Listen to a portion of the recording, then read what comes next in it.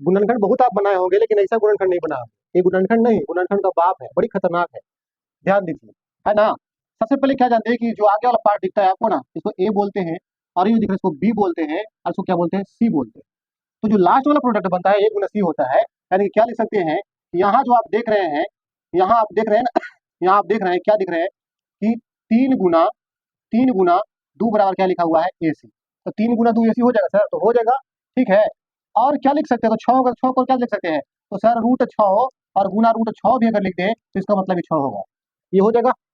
तथा आप देखिए, तथा हम लिख देते हैं, तथा अगर आप बी को लिखना चाहें तो क्या लिख सकते हैं, तो लिख दिए कि √6 और प्लस √6 बराबर बी, तो होगा कि नहीं होगा, 2 बार लिखल है, तो √6 क्या हो जाएगा, 2√6 हो जाएगा ना, 2√6 हो जाएगा।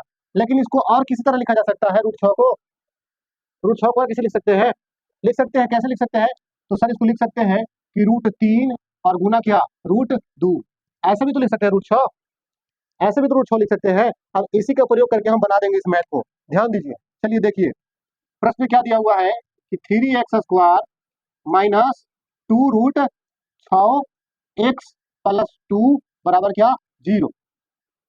अब 3x² को रहने दीजिए ऐसे ही, देखिए फैक्टर कीजिए, -6, देखिए हम क्या बताए कि 2√6 को क्या लिख सकते हैं, √6 प्लस √6, तो क्या लिख देंगे, √6 और प्लस क्या, √6 और क्या x लगा देंगे, तो हाँ सर, और प्लस क्या 2 बराबर क्या 0, ठीक है। अब ध्यान दीजिए, इसको अब बाहर निकाल देते हैं, तो 3, देखिए इसको तोड़ रहे हैं, 3 गुना x लिख सकते हैं 3x² को, तो हाँ सर, और माइनस √6 को x से गुना करें क्या हो जाएगा, -√6x, ठीक है। और फिर यहाँ भी क्या हो जाएगा, -√6x, हो गया। अब यहाँ देखिए क्या बचा आपके पास, 2, तो 2 को लिख दीजिए इसी तरह से, बस थोड़ा आप समझिए। अब यहाँ जो दिमाग लगाना है उसको देखिए, थोड़ा एक बात बताते हैं, समझिएगा बात को। अगर हम लिखना चाहें 3 को, तो 3 को इस तरह से लिख सकते हैं, क्या लिख सकते हैं, √3 गुना √3, तो आप बोलिए कि हाँ सर बात सही है, क्योंकि जो संख्या रूट में 2 बार होता है, बाहर कितना बार लिखाता है, 1 बार लिखाता है, ठीक है। तो इसीलिए अगर 2 को लिखना चाहें तो क्या लिख सकते हैं कि सर √2 गुना √2 लिख सकते हैं, ठीक है, लिख सकते हैं, क्योंकि 2 बार अंदर होता है, एक बार क्या होगा, बाहर होगा, ठीक है। चलिए, अब 3 है, तो 3 के लिए क्या √3 गुना √3 लिख सकते हैं, एक लाइन और बढ़ाते हैं, इस 3 की जगह क्या लिख सकते हैं, तो लिख सकते हैं कि सर √3 और गुना क्या, √3 और गुना क्या, x गुना क्या, x, होगा कि नहीं होगा, होगा। √6 को क्या लिख सकते हैं, √6 को क्या लिख सकते हैं, माइनस, देखिए √6 को क्या लिख सकते हैं, √3 गुना √2 लिख सकते हैं, तो क्या लिखेंगे, √3 और गुना क्या, √2 लिख सकते हैं। ये भी 3 को क्या लिख सकते हैं, और x है तो x लगा देते हैं, ठीक है, गुना x, और अभी √6 को क्या लिख सकते हैं, माइनस √3 गुना क्या, √2 और गुना क्या, x, और प्लस कितना हो जाएगा, 2। जो लिखा हुआ है उसी को सिर्फ हम तोड़ रहे हैं ताकि आप लोग समझ सके, सबको फैक्टर करके उसको समझा दिया, ठीक है। आप देखिए दोनों में समझिए, यहाँ से यहाँ एक घर है, यहाँ से यहाँ एक घर है, तो यहाँ से यहाँ क्या कॉमन होगा, ध्यान दीजिए, तो यहाँ से यहाँ क्या कॉमन होगा, तो √3 इसमें भी है, √3 इसमें भी है, तो क्या कॉमन कर लेते हैं, √3 को कॉमन कर लेते हैं, और क्या x इसमें भी है और x इसमें भी है, तो x को कॉमन कर लेते हैं।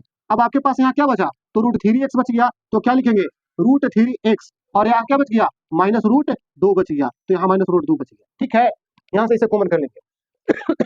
अब हम जानते हैं कि बनाने के लिए क्या होता है कि दोनों घर सेम आना चाहिए, यहाँ जो घर आएगा वहां भी सेम आना चाहिए, ठीक है। तो यहाँ से देखिए इन दोनों में कॉमन करना है हमको, ठीक है, एक में कॉमन कर लिया, यहाँ से यहाँ को कॉमन करना है, तो क्या कॉमन होगा, तो 2 को कितना लिख सकते हैं, 2 को क्या लिख सकते हैं, अभी जरा समझाएं, आपको थोड़ा सा ध्यान दीजिए खाली, ठीक है, आपको समझाएं कि 2 को क्या लिख सकते हैं, तो सर 2 को लिख सकते हैं क्या हम कि √2 और गुना क्या लिख सकते हैं, √2 लिख सकते हैं, और बराबर 0। अब देखिए इन दोनों में क्या कॉमन हो जाएगा, तो -√2 कॉमन हो जाएगा क्या, तो बोले कि हाँ सर कॉमन हो जाएगा, क्योंकि √2 दोनों में है कि नहीं है, तो यहाँ क्या बचेगा आपका, माइनस, सॉरी यहाँ क्या बचेगा आपका, तो यहाँ बचेगा आपको यही सेम बचेगा, √3x, देखिए √3x बचेगा कि नहीं बचेगा, यहाँ से देखिए 3 और x बचेगा, -2 को कॉमन ले ली तो ठीक है, और यहाँ क्या बचेगा आपके पास, -√2 बचेगा, बचेगा कि नहीं बचेगा, और बराबर क्या 0। तो दोनों घर सेम आ गया, सेम आ गया, तो मेरा गुणनखंड क्या है, सही है। अब नियम क्या कहता है कि दोनों घर में से किसी एक को लिख लीजिए और एक बाहर वाला लिखिए, तो दोनों घर में से एक को लिख लेते हैं, तो क्या लिख लेंगे, √3x और माइनस क्या लिख लेंगे, √2, ठीक है। और एक बाहर वाला लिखेंगे, तो बाहर वाला देखिए √3x और माइनस क्या हो जाएगा, √2, तो दोनों तो सेम हो जाएगा, √3x और माइनस क्या हो जाएगा, √2 हो जाएगा, तो दोनों सेम है, और बराबर क्या है आपके पास 0।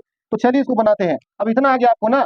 अगर देखिए हम लेते हैं कि यदि यदि √3x माइनस √2 बराबर 0, तो क्या हो जाएगा, √3 x बराबर क्या हो जाएगा, √2 हो जाएगा, इधर आके हो जाएगा, क्योंकि माइनस बराबर को पार करते क्या बन जाता है, प्लस में। ठीक है, तो x बराबर क्या हो जाएगा, मान आपका √2 और बटा क्या हो जाएगा, √3। लेकिन बताइए कि दूसरा वाला भी तो सेम है ना, दूसरा वाला भी तो सेम है ना, तो दोनों मान क्या आ जाएगा, तो दोनों मान दूसरा मान भी x का कितना आ जाएगा, √2 और बटा में कितना आ जाएगा, √3 आ जाएगा।